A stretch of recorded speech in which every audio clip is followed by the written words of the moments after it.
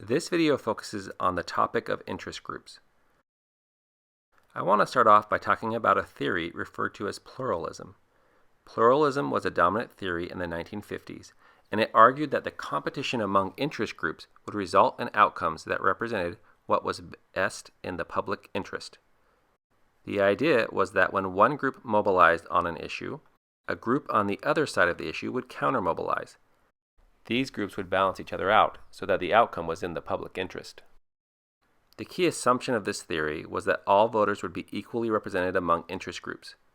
The idea was that there would already be a group that represented them, or there was a latent group that could be mobilized if needed. The critiques of pluralism challenged that idea, and we'll come back to that in a bit. First, though, I want to take a detour to point out that some of the basic ideas behind the pluralist argument trace back to arguments made by Madison in Federalist 10 and 51. The summary of Federalist 10 is that groups push for their own interest, so we would be better off electing representatives because they might be more deliberative and thus might make better decisions. The main point in Federalist 51 is that all groups are self-interested, and the best way to control them is to let them compete with each other. Notice that this is in many ways the key idea behind pluralism. Letting interests compete with each other is the way to get a better outcome.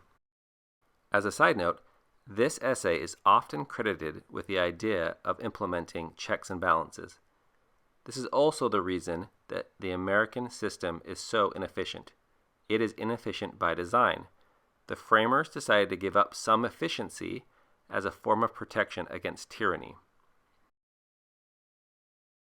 Let's return to the pluralism argument.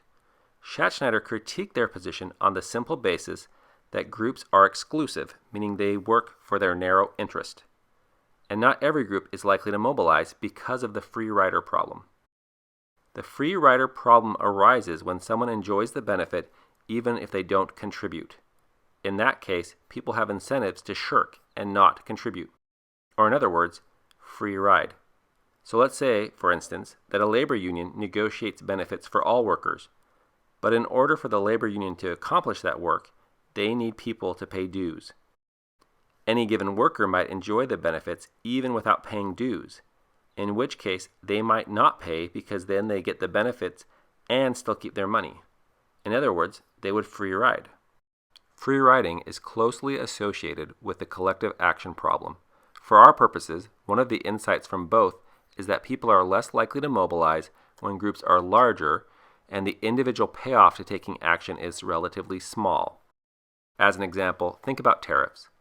Often tariffs benefit specific companies or industries because it hurts the competition, overseas competition. Thus, these companies or industries have incentives to organize so that they can get this relatively high payoff from having tariffs. Pluralism would argue that consumers would counter-mobilize and ask for lower tariffs because consumers benefit from being able to spend less on goods. However, the payoff from any individual consumer is so low that mobilizing is not worth it, and so they don't mobilize. The groups that can overcome the free rider problem are not representative of all voters. Instead, the groups that overcome the free rider problem are those with high payoffs and relatively small numbers, such as groups that represent business and wealthy interest. Thus, interest group activities are likely to be biased in favor of businesses and the wealthy. This is Schattschneider's main point. He also makes an argument that pushes back against people who think parties are bad for democracy. He argues that parties are good for government. His point is that parties are a broader-based coalition. You can think of them as umbrella organizations that bring in lots of groups. As a result, parties that have broader interests than what we would expect from a single interest group.